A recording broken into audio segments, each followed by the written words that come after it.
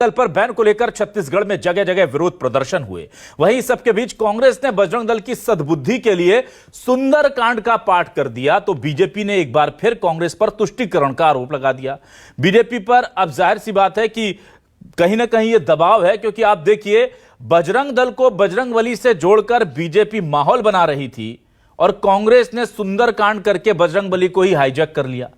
अब बजरंगबली भी कंफ्यूज है छत्तीसगढ़ में कि वो कांग्रेस की तरफ से खड़े हैं या बीजेपी की तरफ से, क्योंकि दोनों ही इस वक्त उनके भक्त बन गए हैं। ये जो लोग बैठकर के हनुमान चालीसा का सुंदरकांड का पाठ कर रहे हैं, अमूमन पूरे देश में कहीं आप देखेंगे तो ये बीजेपी के या बजरंग दल के कार्यकर्ता करते हैं, पर ये कांग्रेसी नेता है और ये कह रहे हैं कि हम बजरंगबली से बजरंग दल को सद्बुद्धि देने के लिए, बीजेपी को अक्ल देने के लिए प्रार्थना कर रहे हैं। अब ऐसे में इनका विरोध कैसे करे बीजेपी? भाई बजरंगबली की सेवा पूजा करने वाले लोगों का विरोध करना भी मुश्किल है, तो बजरंगबली को लेकर के कुल मिलाकर के अब छत्तीसगढ़ की सियासत जबरदस्त गर्मा गई है। इसी पर करेंगे आज आपकी बात।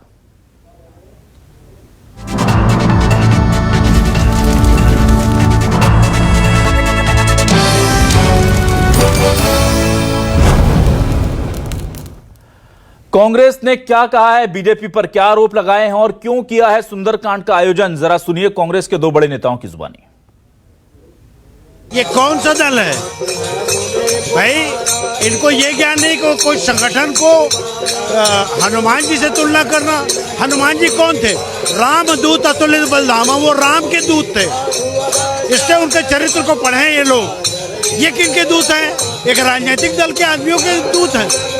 अरे भाई वो सबके रक्षक थे, ये किनके रक्षक हैं? जरा वो अध्ययन तो कर लें। बजरंग दल का मुद्दा कहीं ना कहीं गरमाया, वो उसको कैसे लेते हैं? देखिए, भारतीय जनता पार्टी का देश की आजादी में कोई योगदान नहीं था, आप लोग सब जानते हैं। देश के आजादी के समय इन लोगों ने कहीं कोई काम नहीं किया, और जब देश आजाद हुआ उसके बाद आरएसएस जैसे संगठन को सरदार पटेल जी ने बैन किया था। आज बहुत सारे संगठन हैं जो उपद्रवी तत्वों के साथ मिलकर काम करते हैं, और इस तरह कोई बातें आएंगी तो उस पर आगे कार्रवाई भी होगी। तो आपने सुना, और अब बीजेपी से लेकर क्या कह रही है, बीजेपी कैसे निशाना साध रही है, जरा ये भी सुन लीजिए। बैन करने की बात ये कांग्रेसी कर रहे हैं, आज उन्हीं के बताए रास्ते पर चलकर हवन यज्ञ कर रहे हैं। अच्छा है, उनसे ये कांग्रेसी लगातार प्रेरणा लेते रहे हैं, इसलिए उनके मार्ग पर चल रहे हैं। जो संस्था सनातन धर्म की रक्षा का काम करती है, सनातन धर्म की सेवा का काम करती है, भगवा ध्वज को अपने सीने से लगाती है, गौ माता की रक्षा का काम करती है, आज उन पर बैन की नहीं, उनसे प्रेरणा लेने की आवश्यकता है। और आइए देखते हैं जल्दी से हमारे सवाल क्या है, आपको सवाल दिखाते हैं, क्योंकि मामला बड़ा दिलचस्प है। बीजेपी पर कांग्रेस का रिटर्न अटैक, सुंदरकांड कर मुद्दे को कर लिया हाईजैक, क्या यह हुआ है? बजरंग दल का विरोध प्रदर्शन हनुमान चालीसा से बदल जाएगा क्या बीजेपी का मन? छत्तीसगढ़ में कर्नाटक की सियासी हवा चली, क्या बजरंग दल सच में कर रहा है गुंडागर्दी?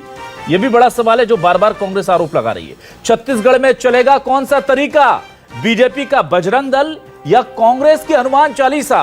अब यहां पर भक्त लोग भी परेशान हैं कि किसको देखें, कौन बड़ा भक्त है। अब यहां पर एक कंपटीशन चल पड़ा है और बीजेपी को लगभग उसी के अंदाज में कांग्रेस साधने की कोशिश कर रही है। इस पर बातचीत करने के लिए मेरे साथ कुछ खास मेहमान जुड़ेंगे। आइए सीधे रुक कर लेता हूं। मेरे साथ जुड़े हुए हैं कांग्रेस से वरिष्ठ नेता सुरेंद्र शर्मा साहब। सुरेंद्र जी, बहुत स्वागत करता हूं आपका। मेरे साथ जुड़े हुए हैं बीजेपी से नलिनेश टोकने साहब। नलिनेश जी, आपका भी वेलकम। साथ ही साथ आज वरिष्ठ पत्रकार राम अवतार तिवारी जी ने हमें ज्वाइन किया है। राम अवतार तिवारी जी का भी मैं इस्तकबाल करूंगा। और आज दिग्विजय नाथ तिवारी जी, प्रांत संयोजक बजरंग दल ब्रज प्रांत से हमारे साथ जुड़ेंगे, उनका भी मैं स्वागत करूंगा। सभी लोगों का स्वागत करने के साथ सबसे पहले मैं चलूंगा दिग्विजय नाथ तिवारी जी के पास। दिग्विजय जी, सबसे पहले तो मैं आपसे यह जानना चाहता हूं कि बजरंग दल को लेकर के ये आरोप लग रहे हैं कि वो गुंडागर्दी करता है, बजरंग दल कानून को अपने हाथ में लेता है, और अभी एक स्टेट में केवल इस पर बैन की बात कही गई है, लेकिन दूसरी जगह हम देख रहे हैं तमाम जगह से अब इस तरह की बात कही जा रही है कि जरूरत पड़ी तो हम करेंगे। छत्तीसगढ़ में कह दिया और भी कांग्रेस शासित राज्यों में कहा है कि हां, अगर जरूरत पड़ेगी तो हम भी बैन कर देंगे। आपकी क्या प्रतिक्रिया? देखिए, देह सिवावर मोहि शुभ कर्मन से कभू न डरूं, इसी ध्येय और इसी उद्देश्य के साथ बजरंग दल काम करता है। तन समर्पित, मन समर्पित और यह जीवन समर्पित चाहता हूं देश की धरती तुझे कुछ और भी दूं। इसी ध्येय के साथ बजरंग दल काम करता है और जो बजरंग दल का ध्येय वाकई सेवा, सुरक्षा और संस्कार, समाज की सेवा, समाज की सुरक्षा और समाज के अंदर युवाओं के अंदर संस्कार डेवलप करने का कार्य अगर कोई करता है पूरे देश भर के अंदर तो सिर्फ बजरंग दल करता है। बजरंग दल विशुद्ध रूप से राष्ट्रवादी विचारों के युवाओं का एक संगठन है जो पूरी दुनिया के अंदर दुनिया का सबसे बड़ा युवाओं का संगठन है। अब कांग्रेस क्या कहती है तो कांग्रेस के बारे में दुनिया जानती है कि प्रभु श्री राम को काल्पनिक कैसे बनाया कांग्रेस ने, राम सेतु को काल्पनिक कैसे बनाया, अयोध्या के अंदर कार सेवकों के ऊपर जो हमले हुए, जो भी कुछ हुआ वो उसमें कांग्रेस की क्या भूमिका थी, क्या था। आज तक इस देश के अंदर हिंदुओं को प्रताड़ित करने का, हिंदुओं को अपमानित करने का कार्य कांग्रेस ने कैसे किया ये जग जाहिर है। इसीलिए बजरंग दल जैसे राष्ट्रवादी विचारधारा के संगठन के ऊपर ये घृणित आरोप लगाना और गुंडागर्दी की अगर बात कही जाती, कहीं पर भी कोई भी गुंडागर्दी जैसा कार्य नहीं किया है, ये प्रमाण के साथ हम लोगों ने दिया है और प्रमाण के साथ दिखाया भी है हर किसी को। हम लोगों ने आज तक कभी जीवन में गुंडागर्दी हमारे खून में नहीं है साहब, हमारे तो खून में सिर्फ और सिर्फ राष्ट्रवादी विचारधारा। इसके अलावा माँ भारती के चरणों में किस तरीके से माँ भारती को परम वैभव तक पहुंचाया जा सके, इसके दिग्विजयनाथ तिवारी जी, देखिए लगभग हर स्टेट में, दिग्विजयनाथ जी, मैं मध्य प्रदेश, छत्तीसगढ़ की बात कर लेता हूं। मध्य प्रदेश में आज जबलपुर में बजरंग दल के कार्यकर्ताओं ने कांग्रेस के दफ्तर पर तोड़फोड़ कर दी। बीजेपी की सरकार है, पिछले लगभग 20 सालों में से 18 साल से बीजेपी की सरकार वहां पर है। मजबूरन प्रशासन को एफआईआर दर्ज करनी पड़ी 40 ज्ञात लोगों पर और करीब 100-200 लोगों के खिलाफ, और बजरंग दल का विरोध प्रदर्शन था। और ऐसी लंबी फहरिस्त है, जब तोड़फोड़ मारपीट के आरोप में कहीं ना कहीं एफआईआर दर्ज करनी पड़ती है, मामले दर्ज होते हैं, कई कार्यकर्ताओं को सजाएं भी होती हैं, और आप कह रहे हैं कि आप तोड़फोड़ नहीं करते। बिल्कुल नहीं करते।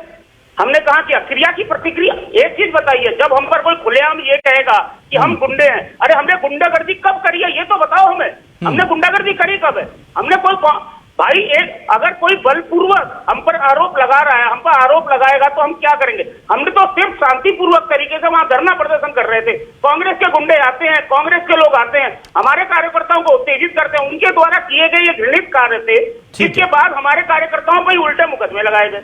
ठीक है, बजरंग दल कभी भी गुंडागर्दी नहीं करता है, ये यथार्थ सत्य है। ठीक है दिग्विजय जी, ठीक है। मैं आता हूं उधर सुरेंद्र शर्मा जी के पास। सुरेंद्र जी, अभी बढ़िया तरीके से काउंटर कांग्रेस कर रही है। कल तक बजरंग दल पर बैन लगाने की बात और आज खुद ही हनुमान चालीसा का पाठ।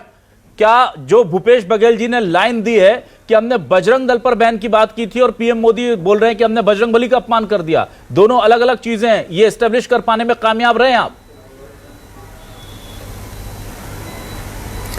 देखिए, ये बात तो अपने आप में स्टेब्लिश ही है कि बजरंग बली और बजरंग दल कोई बजरंग बली थोड़ी हो जाएगा। बजरंग बली तो सबके आराध्य हैं, भगवान राम के भक्त हैं, राम काज करने के लिए उनका जन्म हुआ था, सभी लोगों के आराध्य हैं वो, और सभी लोग उनकी पूजा अर्चना करते हैं, सभी विश्वास करते हैं। ये माना जाता है कि वो अमरत्व को प्राप्ति है, हनुमान जी सदैव थे, सदैव रहेंगे। बजरंग दल का सवाल ये है कि पहले तो भारतीय जनता पार्टी को ये तय करना चाहिए और स्पष्ट करना चाहिए कि बजरंग दल उनका अनुसांगिक संगठन है। अगर बजरंग दल उनका अनुसांगिक संगठन है तो उनको बताना चाहिए कि हाँ, बजरंग दल हमारी पार्टी है, और अगर नहीं है तो वो भी स्पष्ट करना चाहिए, और अगर नहीं है तो वो उनकी तरफदारी क्यों कर रहे हैं, उनके तरफ से वक्तव्य क्यों जारी कर रहे हैं। सवाल ये है कि छत्तीसगढ़ में कहीं पर बैन लगाने की बात नहीं हुई थी। कर्नाटक में जो भी घटना हुई उसके लिए कर्नाटक के जो परिस्थिति रही होगी उसके हिसाब से वहां कांग्रेस पार्टी ने निर्णय लिया है, अपने घोषणा पत्र में जारी किया है। छत्तीसगढ़ में तो कहीं बैन की बात हुई नहीं थी। तो यहाँ पर भारतीय जनता पार्टी चूंकि पिछले 4.5 सालों से लगातार मुद्दे की तलाश में है और बड़ी परेशानी में है, इसलिए उनको हर छोटे मोटे घटनाओं से एक मुद्दा दिखाई देता है। एक बात मैं आपको याद दिलाना चाहता हूं अभिलाष जी, अभी बीरनपुर में एक घटना हुई और दो परिवारों के बीच में झगड़ा हुआ, एक व्यक्ति की हत्या हो गई। भारतीय जनता पार्टी ने पूरे छत्तीसगढ़ को बंद करा दिया। वहीं उसके 1-2 दिन बाद वहां के अरनपुर में 10 जवान शहीद हो गए, एक ड्राइवर शहीद हो गया। भारतीय जनता पार्टी ने कहीं पर उनको श्रद्धांजलि के लिए सभा आयोजित नहीं की।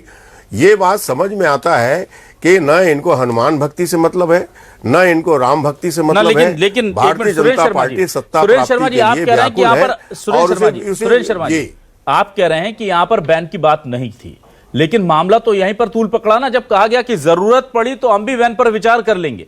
ये बोलने की जरूरत क्या थी? जब जरूरत पड़ती तो कर लेते। कर्नाटक में आपको लगा जरूरत थी, आपने घोषणा पत्र में डाल दिया, लेकिन अभी से बोल करके माहौल बनाने की जरूरत क्या थी? वो कहते हैं ना कि बेवजह बात बढ़ाने की जरूरत क्या थी? हम रूठे ही कब थे मनाने की जरूरत क्या थी? ये बोलने की जरूरत क्या थी सर? नहीं भाई, बात यह है कि अगर कोई पत्रकार पूछेगा तो वहां पर तो माननीय मुख्यमंत्री जी ने यही कहा ना कि अभी यहाँ कोई परिस्थिति नहीं है, यहाँ सब ठीक ठाक है, अगर जरूरत पड़ेगी तो विचार करेंगे। तो हमको तो उम्मीद है कि यहाँ बजरंग दल ऐसा कुछ नहीं करेगा कि इसकी जरूरत पड़े।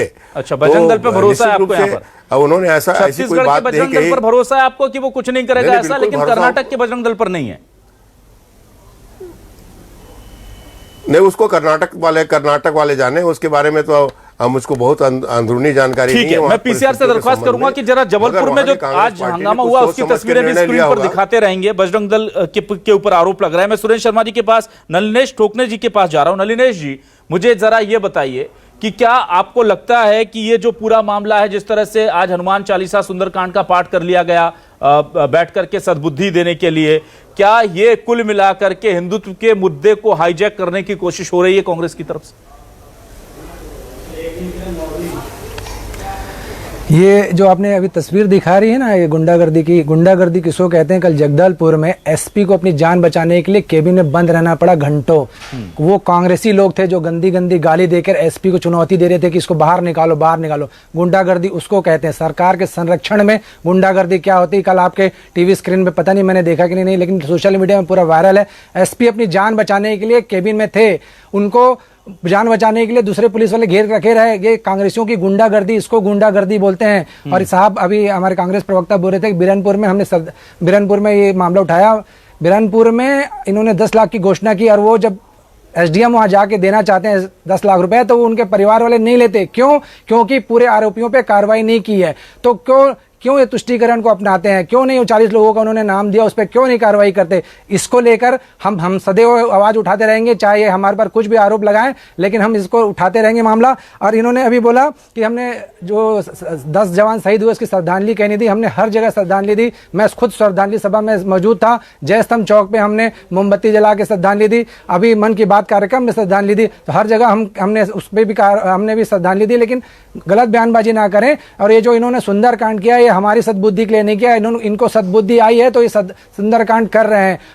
हम सदैव से सनातन धर्म के रक्षक रहे हैं और हम आगे बढ़ाने के लिए हमारे सदैव सबका साथ सबका विकास पे हमने प्रयास किया है कार्य करने का। इनको लगता है, इन्होंने चाहे सोमनाथ मंदिर के जीर्णोद्धार में राष्ट्रपति जी को जाने से रोका हो, चाहे बाबरी को फिर से बनाने की बात कहा हो, चाहे रिसोर्सेज पे सबसे पहला अल्पसंख्यकों का होने का कहा हो, ठीक है ना? तो इनको ये उस तरफ जाते थे। लेकिन अभी जब भारतीय जनता पार्टी ने प्रबलता से सब चीज को उठाया है, तब ये सुंदरकांड राम की तरफ आ रहे हैं। काल ने भी हनुमान भगवान को ठीक करने आया था, लेकिन उसकी गति क्या हुई सब जानते हैं। ठीक है, चलिए मैं राम अवतार तिवारी जी के पास आता हूं। राम अवतार तिवारी जी, सीधा साधा सवाल पूछूंगा, मुझे पता है कि आप ही सीधे खुल करके जवाब देंगे इसका। मेरा सीधा सवाल यह है कि कांग्रेस पर जितनी तोहमतें एंटी हिंदुत्व पार्टी होने की अब तक बीजेपी हिंदूवादी संगठनों ने लगाई है, क्या भूपेश बघेल की यह कोशिश, चाहे वो राम वन गमन पथ हो, चाहे कौशल्या माता मंदिर हो, चाहे हनुमान चालीसा का पाठ हो, सुंदरकांड हो, गौ सेवा हो, ये तमाम कोशिशें क्या उन दाग को धो पाएंगी? क्या उसे काउंटर कर पाएंगी? या आपको लगता है कि हिंदुत्व का एजेंडा तो बीजेपी को ही सिर्फ फायदा देगा? देखिए, हिंदुत्व के मुद्दे पर भाजपा को फायदा होती है और फायदा लेने उसको आता है। अभी जो बयान आया है उसमें मेरे को लग रहा है कि मुख्यमंत्री से चूक हुई है। एक चतुर चालाक जो रणनीति होनी चाहिए, बयानबाजियों में जो संकेत होनी चाहिए, कहीं न कहीं चूक हुई है। इसलिए भाजपा को इस मुद्दे पर हमलावर होने का मौका मिल गया। ये अभी जो चुनाव में आम जनता से जुड़े मुद्दे, आम जनता की समस्याओं पे चर्चा होनी चाहिए, तो चर्चा वो हो रही जो धार्मिक संगठनों के बीच झगड़ा होता है कि मेरा धर्म अच्छा, उसका धर्म खराब, ये धर्म में ये चीजें हो रही है। इस तरह की जो चर्चाएं हो रही है वो एक अच्छे प्रशासन के लिए, अगर प्रशासन अच्छा हो तो कोई भी पार्टी, कोई भी दल, कोई भी संगठन, चाहे वो धार्मिक हो, सामाजिक हो, वो जेल के सलाखे में जाएगा। तो आपके पास प्रशासन है जो भी गलत है उसके ऊपर ठोस कार्रवाई करके एक अच्छा प्रशासन दिखाइए, तभी सरकार है। अब आप इन मुद्दों को ले जा रहे हैं जनता के बीच, जो मुद्दे में भाजपा को मास्टरी है। भाजपा ऐसे मुद्दे चाहती है, वो लपक लेती है, तो इस मुद्दे पे जाना ही क्यों? कांग्रेस खुद जो है अपने उसने इतने काम किए हैं, सड़क, पानी, बिजली, किसान पर, उस मुद्दे की बजाय इस तरह के मुद्दों में जाके खुद फंसती हुई दिख रही है, खासकर छत्तीसगढ़ में। ये मुद्दा जो है भाजपा ने जोरदार तरीके से उठाकर, अब लग रहा है उनसे गलती हो गई, तो अब प्रमोद दुबे के नेतृत्व में पूजा पाठ वो शुरू कर दिए। वो एक बचाव और डैमेज कंट्रोल करने की कोशिश है, परंतु ऐसे बयानों से आप जानते हैं मोदी जी कैसे लपकते हैं। भाजपा और आरएसएस भारत माता की जय के साथ बजरंग बली की जय के नारे भी लगवा रहे हैं लोगों से। पैरोकार बताती है। बिल्कुल। मैं दिग्विजय नाथ जी के पास आता हूं। दिग्विजय नाथ जी साथ वोट मांग भी रहे हैं, वोट भी मांग रहे हैं। बिल्कुल दिग्विजय नाथ जी, मेरा सवाल सर आपसे है, मुझे ये बताइए, क्या बजरंग दल को एक बार थोड़ा सा आत्मचिंतन भी यहां नहीं करना चाहिए कि बार बार उंगली उठाने का मौका क्यों मिल रहा है? या आपको लगता है कि नहीं, बजरंग दल जिस रास्ते पर है वो बिल्कुल ठीक है और ये सिर्फ सियासी वार हो रहे हैं? या आपको लगता है कि नहीं, थोड़ी बहुत जगह ऐसा होता है जहां अनुशासनहीनता हो जाती है, देश से गाहे बगाए ऐसी तस्वीरें बार बार आती हैं जिसकी वजह से छवि खराब करने का मौका मिलता है? खराब आप हो नहीं वो अलग बात है, पर एक मौका मिल जाता है छवि खराब करने का। क्या इस बारे में भी बजरंग दल का संगठन इस बारे में कोई गंभीरता से विचार कर रहा है, या सिर्फ विचार अभी विरोध तक ही सीमित है? देखिए, बजरंग दल विशुद्ध रूप से, मैंने कहा ना, हमारी छवि कहीं कोई खराब नहीं है। सिर्फ और सिर्फ दूषित मानसिकता के राजनीतिक जो प्रपंच रचने वाले जो लोग हैं और राजनीतिक दल हैं, वही लोग बजरंग दल की जो छवि है वो खराब करने का कार्य करते हैं। बजरंग दल, मैंने आपको पहले भक्त युवाओं का संगठन है जो सिर्फ और सिर्फ मां भारती की सेवा के लिए ही कार्य करता है और राम काज करने के लिए कार्य करता है। इसके अलावा और कोई कार्य नहीं करता बजरंग दल। प्रभु श्री राम के अनन्य भक्त हनुमान जी का ये संगठन जो है सिर्फ और सिर्फ राम काज करने के लिए ही है। हम सिर्फ राम काज करने के लिए ही है, इसके लिए और हमारा कोई मतलब नहीं रहता।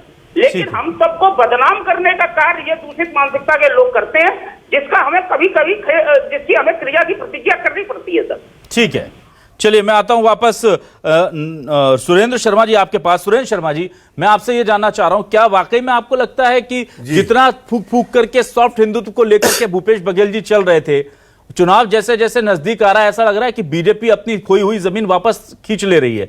क्योंकि दंगों को लेकर के वो आप पर हमलावर है, धर्मांतरण को लेकर पहले से हमलावर थी, उसके बाद अब बजरंग दल को उन्होंने बजरंगबली से जोड़ करके कहीं ना कहीं निशाने साधने शुरू कर दिए हैं। तो हिंदुत्व के जो पिच थी उस पर जो कब्जा आपने किया था, अब धीरे धीरे आपको बेदखल कर रही है क्या बीजेपी उधर से? देखिए, राम अवतार तिवारी जी ने और आपने दोनों जने ने, आपके प्रश्न में भी वही बात है और राम अवतार तिवारी जी ने भी वही बात कही। दरअसल में मैंने पहले भी अपने उसमें कहा कि भारतीय जनता पार्टी के सामने बड़ी समस्या है। छत्तीसगढ़ में किसी तरह का मुद्दा नहीं मिल रहा है। किसान खुश हैं, व्यापारी खुश हैं, मजदूर खुश हैं, महिलाएं खुश हैं, और जो सनातन धर्म के संबंध में जिनकी आस्था है वो भी खुश हैं, क्योंकि यहाँ राम वनगमन पथ बन रहा है, यहाँ गोठान की स्थापना हो रही है, यहाँ रामायण की प्रतियोगिता हो रही है, यहाँ कौशल्या माता का मंदिर बना है। भारतीय जनता पार्टी व्याकुल है कि हम करें तो करें क्या। तो निश्चित रूप से इस अवसर का लाभ उठाने की कोशिश भारतीय जनता पार्टी अवश्य कर रही है। मगर मैं आपको बताता हूँ अभिलाष जी, छत्तीसगढ़ की तासीर को मैं भी काफी लंबे समय से राजनीति में हूँ, मैं बहुत अच्छी तरह जानता हूँ। छत्तीसगढ़ के लोगों ने देखा है कि कांग्रेस की सरकार ने पिछले 4 साल में जिस तन्मयता के साथ काम किया है, आज भी आप देख लीजिए। अरे भाई, बजरंग दल को आप बजरंगबली थोड़ी बना देंगे जी। बजरंगबली तो सबके आराध्य है, तो क्या हम बजरंग दल की आराधना करें, बजरंग दल की पूजा करें? तो ये जो हाईजैक करने की कोशिश होती है और इसको किसी तरह से इस तरह से ट्विस्ट देने का जो भारतीय जनता पार्टी का प्रयास है, छत्तीसगढ़ में किसी हालत में सफल नहीं होगी। मैं निश्चित रूप से इस बात के लिए आश्वस्त हूं कि छत्तीसगढ़ का आने वाला चुनाव पूरी तरह छत्तीसगढ़ के किसानों के विकास पर, मजदूरों के विकास पर, छत्तीसगढ़ में हुई उन्नति के आधार पर होगा, न कि इन मुद्दों पर होगा। भारतीय जनता पार्टी और प्रयास करेगी कि इस तरह के मुद्दे तलाशे जाएं और हिंदू और फलाना अमका ढमका किया जाए, मगर ये इनको सफलता मिलेगी ऐसी उम्मीद मुझको नहीं है। ठीक है, नलिनेश जी आपके पास आता हूं। नलिनेश जी, क्या आपको लग रहा है कि छत्तीसगढ़ में अब कर्नाटक से आती हुई हिंदुत्व की हवा की बात हो या फिर दूसरे मुद्दे, अब विकास के साथ साथ हिंदुओं का नजरअंदाजी या जिसे आप कहते हैं तुष्टीकरण, यह भी बड़ा मुद्दा होना जा रहा है चुनाव में।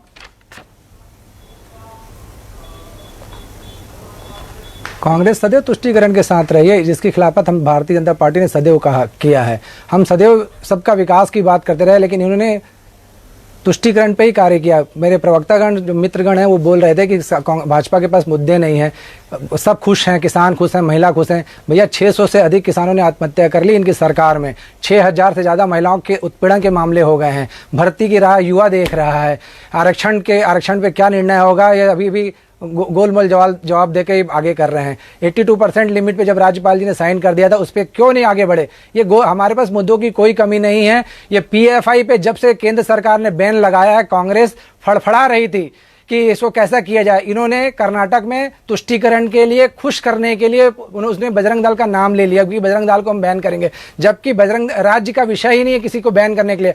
आज पूर्व कांग्रेस के पूर्व मुख्यमंत्री वीरप्पा मोइली ने कहा है कि राज्य के पास अधिकार ही नहीं है बैन करने के लिए। तो ये क्यों ऐसा करते हैं कि तुष्टीकरण के लिए कुछ भी बोलते हैं?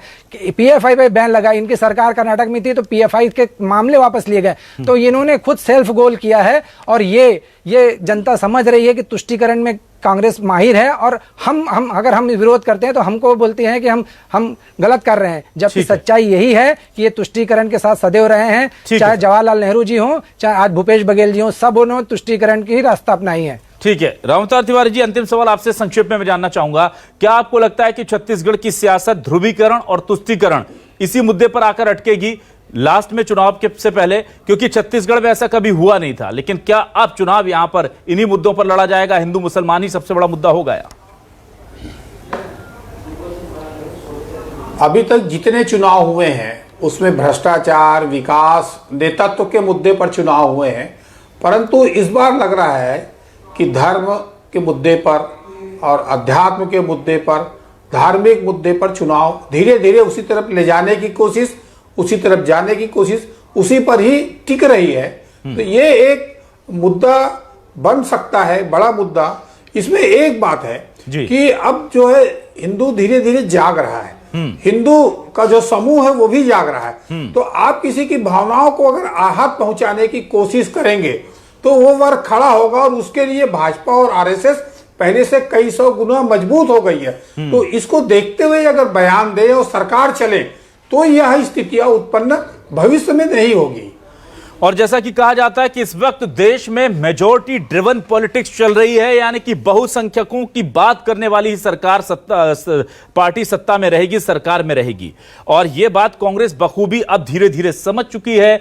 भूपेश बघेल जैसे नेता जो चीजों को समझते हैं वो इसे काउंटर करने की बहुत हद तक कोशिश कर रहे हैं, लेकिन कर्नाटक में किए वादे या कहीं और दिए गए बयान उनकी इन कोशिशों पर क्या पानी फेर रहे हैं, यह बड़ा सवाल है। और जैसा कि तिवारी जी ने कहा कि हिंदुत्व की जब भी बात होगी, भले ही आप हनुमान चालीसा कांग्रेस कर ले, भले ही वो राम वन पथगमन बना ले, कौशल्या माता मंदिर बना ले, लेकिन जो मास्टरी बीजेपी के पास इसमें है उसकी काट फिलहाल तो ढूंढ पाना मुमकिन नहीं। इसलिए अगर कांग्रेस के लिए चुनाव जीतना है तो बेहतर होगा कि वो अपने काम पर या दूसरे मुद्दों पर बात करे। जब भी वो इस पिच पर आएगी तो शायद मात खाएगी। बहुत बहुत शुक्रिया सुरेंद्र शर्मा जी, नलिनेश ठोकने जी, रामअवतार तिवारी जी और दिग्विजय नाथ तिवारी जी हमारे साथ जुड़ने के लिए। आप चारों मेहमानों का शुक्रिया, दर्शकों का भी शुक्रिया। नमस्कार।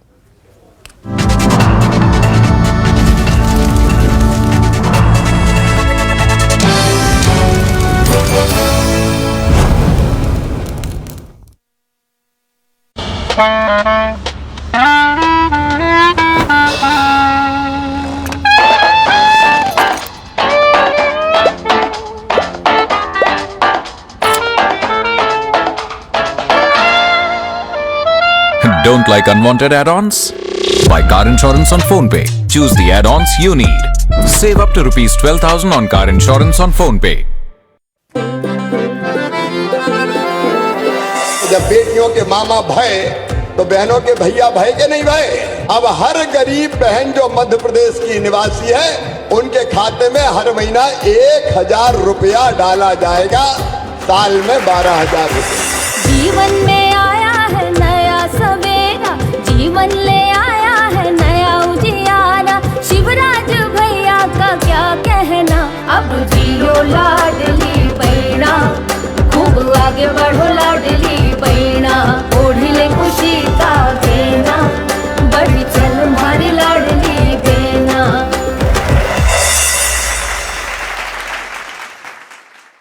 जीरा से प्यास बुझाए, डाइजेशन के लिए मस्त, शरीर में नमक पानी का बैलेंस बनाए। इसका सीक्रेट मसाला कौन सा है? वही जो मसालों के शहंशाह ने बनाया है। ये है सीक्रेट रेसिपी MDH का जीरा सिर्फ जलजीरा मसाला। सिप सिप जीरा सिप, जीरा सिप, MDH का जलजीरा, जीरा सिप, जीरा सिप, MDH का जलजीरा, जीरा सिप। सालों बाद आए छोटे। रवि भैया प्रणाम। खुश रहो। कुछ बड़ा जो करना था भैया, सब झोंक दिए भैया। तब जाके संजोग बना परिवार के लिए घर बनाने का।